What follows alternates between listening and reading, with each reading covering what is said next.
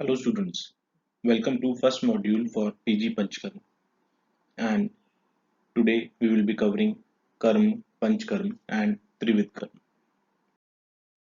Panchkarma, as we all know, is a specialized branch which was developed from Kaya Chikitsa, which holds a very prominent position in Ashtanga Ayurveda. Panchkarma deals with purification as well as pacification of Tridosh and brings body to a state of Samadosh, that is normal health. The term Panchkarma is derived from two separate words. One that is Panch, which means five and is Sankhya Pradhan, and other is Karma, which means to get a work done or the treatment procedures which we do for treatment or prevention of diseases. So, Panchkarma essentially means five treatment procedures or five karma.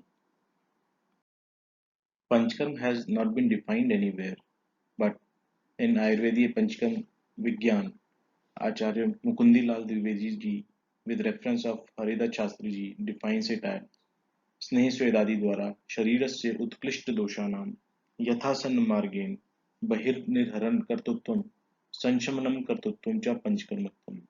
That is, the procedures in which body's vitiated doshas are either eliminated or pacified with the help of Snehan Swedanadi Karma is called Panchkarma. Therefore, Panchkarma can be defined as a set of procedures in which Utklisht doshas are expelled out through the parasitic route or vitiated doshas pacified after Snehan and Swedan. It may or may not be followed by shaman therapy depending upon the condition of patient. Acharya Charak says Panchkarma should be done by considering proper matra and kal after achieving Upasthit doshavastha through Snehan and Swedan, on which Chakrapani comments Upasthit dosh means the doshas which have left the chakra and are moving towards Kosht, which is achieved by Snehan and Swedan, and doshas which have lost Leenatva, that is their Sthan Sanshray. So the question arises, what is Shodhan? Shodhan is the procedure for evacuation of prakupit doshas from the body for the purpose of rog upshaman. And Vagbhat has specified five types of Shodhan procedures, which are also known as Panch Shodhan, which are Niru Basti, Vaman, Kai Virek, that is Virechan, Shiro Virek, that is Shiro Virechan or Nasse, and Asavristuti, that is Raktamokshan. So, what is the relation between Panchkarma and Shodhan? Panchkarma is not only meant for Shodhan but is a Vyapak Chikitsa, that is, it pervades many areas and is a great measure to attain all types of benefits, including but not limited to Uptarpan, Santarpan, Shodhan, Shaman, as well as Rasayan. Uptarpan is Langhan, which can be achieved through various modes of Panchkarma, which we will discuss while discussing Dvivid Upram. Same for Santarpan. Shodhan, as we are all aware, we achieve with Vaman, Virechan, Basti, Nasse, and Rakmokshan. Shaman can be achieved through various procedures, including Basti, Nasse, Snehan, Swedan. And for Rasayan, Panchkarm is an essential and integral part to achieve the maximum benefits. What is Karma? Shastra defines Karma as Kriyate iti Karma, that is, any kind of action or movement is called as Karma. The term Karma means to act or performing any action, or in reference to Chikitsa, it refers to any procedure or act or precaution taken for improvement of health and prevention of the diseases. What is Trivid Karma? While defining Trivid Karma, Acharya Sushruta says Trividham Karmam, Puru Karmam, Pradhan Karmam, Paschat Karmam iti. That is, all the procedures are divided into three categories of Puru Karma, Pradhan Karma, and Paschat Karma, which deals with pre-op, that is Puru Karma, operative procedure, that is Pradhan Karma, and post-op, that is Paschat Karma. And it is not only referring to Shalya but Panchkarma as well. So what is included in Trivid Karma in reference to Shodhan? In Puru Karma, we include Deepan, Pachan, Snehan, and Swedan. In Pradhan Karma, we include Vaman, Virechan, Basti, Nasya, and Raktmoksha. And in Paschat Karma, we include Sansarjan Kram, Tarpanadi Kram, Shaman, and Rasayan. Puru Karma. It includes the set of procedures and preparations which are required for smooth conduct and preparedness for complications if any arise during any Pradhan Karma. As we discussed, it includes Deepan, Pachan, Snehan, and Swedan. But here we have to understand that Snehan and Swedan are a part of Purkarm only when they are being performed for any Shodhan Karm, that is Vaman, Virechan, etc. But if any Bahya Snehan or Abhyantar Swedan is being performed as a independent treatment modality as part of Upkram, that is Dvivid or Shadvid Upkram, then they become a Pradhan Karm and their Purkarm becomes different. Pradhan Karm is the procedure or procedures which is being performed as the chief treatment of a given condition or disease. Paschat Karma are the procedures and set of rules and regulations which are to be carried out after performing any particular Pradhan Karma. This help in achieving maximum results and provide lasting effects of the treatment and include Ahar, Vihar, Pariharya Vishay, etc. Now we will discuss what is the importance of Puru Karma. As we have already studied that Puru Karma includes Deepan and Pachan. The importance of Deepan and Pachan in context of Shodhan or Panchkarma is that while administering Abhyantar Snehan, if there is any kind of Samata or Agni Mande, then that Sneh will not be digested properly and further aggravate the arm, for which it is very important to give Deepan and Pachan Chikitsa. Deepan and Pachan, as we are all aware, lead to Agni Deepan as well as Arm Pachan separately. Deepan leads to Arm Pachan and Pachan of Arm leads to Agni Deepan. So they both complement each other if we give them together. For Shodhan, it is generally advised to give 3 days Deepan Pachan so that all the Samata is gone and Agni Deepan for initial Abhyantar Snehan is achieved.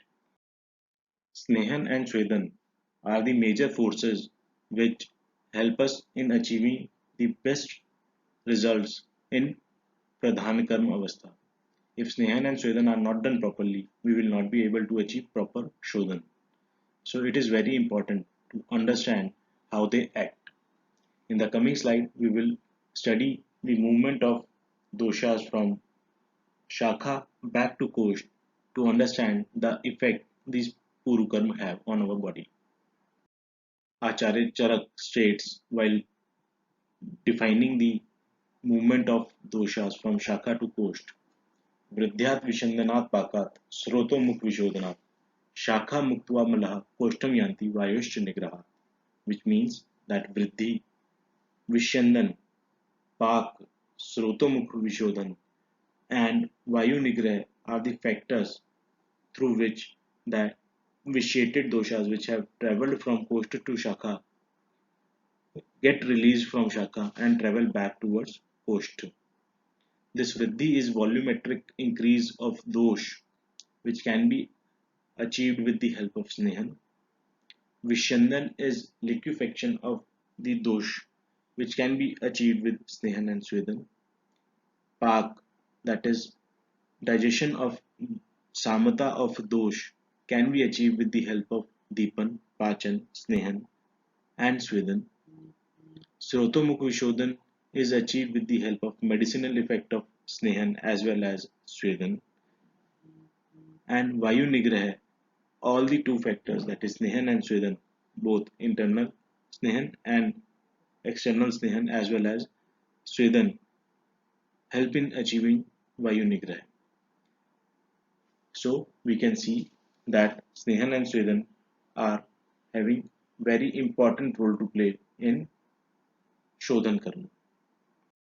In Ashtang Hriday Sutrasthan Adhyay 13, Acharya Vagbhat states that after Deepan, Pachan, Snehan and Swedan, those should be expelled from the nearest presenting root at a proper time according to the strength of Rog and Rogi.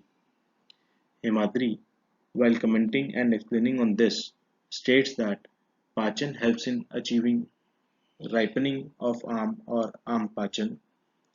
Deepan helps in separation of dosh from dhatu, that is, dosh sthana sanshray is removed. Snehan performs the action of utkleshan of the vitiated doshas, while Swedan helps in bringing doshas which have traveled to Shaka back to coast. While further explaining the importance of Puru Karma, especially Snehan and Swedan, Acharyas have said that just like in a vessel which is smeared with oil, the water escapes without sticking to the surface. Similarly, kapha and other vitiated doshas will be expelled out easily from a body which has undergone Snehan and Swedan. And especially for Swedan, it is stated that as the fire, when burning the wood, makes the moist wood trickle out the water from each and every pore.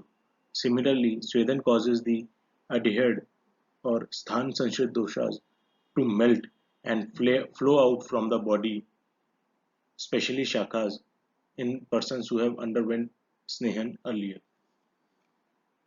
Acharyas have also given a warning while explaining the importance of Purukarm that if Sanchodhan is given without undergoing Snehan and Swedan, then it may destroy the body, just like a wood is destroyed when we try to bend a dried piece of wood. Similarly, if Shodhan is administered without mobilization of doshas, that is, without performing Snehan and Swedan, then the body will get destroyed. Importance of Paschatkarm. Now, Paschatkarm, as explained previously, include Ahar, Vihar, Parihar, Vishay, etc. They play a very important role in protecting the Agni, which has underwent tremendous pressure while undergoing Shodhan. So, they protect and increase the Agni gradually, and this increase is done specially with the help of Sansarjan Karm and Parihar Vishay. Just as a small flame of fire gets ignited with addition of Trin repeatedly, in the same way, Agni which has become Manda due to Shodhan will increase by Sansarjan Kram, and after undergoing proper Sansarjan Kram, this will become Mahan, Sthir and Sarvapachati. Now, the basic fundamentals behind Panchkarm are Dvivid Upram, that is Langan or Aptarpan, Brihan or Santarpan. Langan, Rukshan and Swedan, they get included under Langan Upram, and Brihan, Snehan and Stamban, they get included under Brihan Upram. All the Panchkarm that we have studied right from Purvakarm to Paschatkarm can be included in Dvivid or Shadvid Upkram. Towards end of the lecture, I would like to assign all the PG scholars an assignment in which you have to prepare a chart of all the Panchkarm procedures from Trividkarm and identify which procedure can be included in which of the Shadvid Upkramas. This should be emailed to me by Saturday. Thank you.